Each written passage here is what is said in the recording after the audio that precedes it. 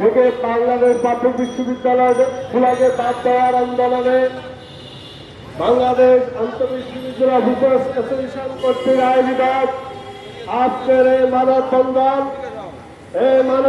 উপস্থিত আছেন বাংলাদেশ আন্তঃবিশ্ববিদ্যালয় অফিসার্স ফেডারেশনের সুযোগ্য সভাপতি সাবেক ছাত্র নেতা কুষ্টিয়ার কৃষি সন্তান থেকে বসে থাকা কিছু কুচক্রী আমলা জনগণ থেকে সরকারকে বিচ্ছিন্ন করার জন্য প্রাথমিক বিশ্ববিদ্যালয় শিক্ষক কর্মকর্তা কর্মচারী থেকে সরকারের কাছ থেকে সরকারের কাছ থেকে বিচ্ছিন্ন করার জন্য একটি উদ্দেশ্য প্রণোদিতভাবে কাঞ্চন স্থির চালু করেছেন।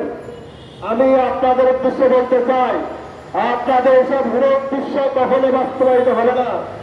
আমাদের মানবতার মা, আমাদের নেত্রী জননেত্রী শেখ হাসিনার উদ্দেশ্য বলতে চাই, আমরা মেধার ভিত্তিতে কখনো পিছিয়ে ছিলাম না, আমরা ক্লাসে ফল পেয়েছিলাম, কিন্তু এই বঙ্গবন্ধুর আদর্শকে বাস্তবায়ন করার জন্য, এই বঙ্গবন্ধুর আদর্শকে দেশে বড় রাখার জন্য, জননেত্রী শেখ হাসিনাকে ক্ষমতা আনার জন্য আমরা রাস্তায় মিছিল মিটিং মামলা হামলা খেয়ে আমরা হয়ে গেছি আজকে বিশ্ববিদ্যালয় অফিসার।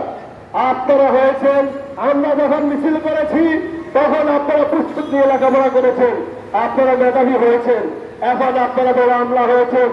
আর সে আমলা হয়ে বঙ্গবন্ধুর আদর্শের শ্রমিকদের গলায় ছুরি কাটতে বসেছেন। আমি নেত্রীকে বলতে চাই, নেত্রী, আমরা আপনার সন্তান।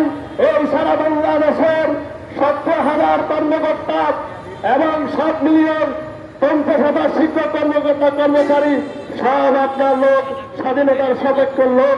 আপনি এসব কুচক্রী মহলের কথায় মনোযোগ না দিয়ে আপনি আমাদের মতন কর্মকর্তাদেরকে, স্বাধীনতার সপক্ষের লোকদেরকে কথা চিন্তা করে অবিলম্বে প্রাথমিক বিশ্ববিদ্যালয়কে এই সর্বজন পেনশন স্কিম থেকে বাদ দেন।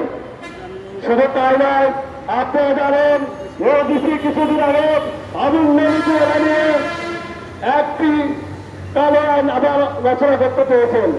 আমরা ইউজিসিকে বলতে চাই, এই অভিন্ন নীতি বলায় বাংলাদেশের সকল বিশ্ববিদ্যালয় কর্মকর্তা কর্মচারীদের সর্বোচ্চ সুবিধা বহাল রেখে আপনারা বাস্তবায়ন করবেন। যদি এটা না হয় আমরা আবার রাজপথে নামব।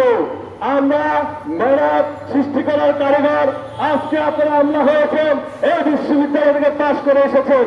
বিশ্ববিদ্যালয়ে আপনাদেরকে সচিব বানিয়েছে, আপনাদের বড় বড় কর্মকর্তা বানিয়েছে।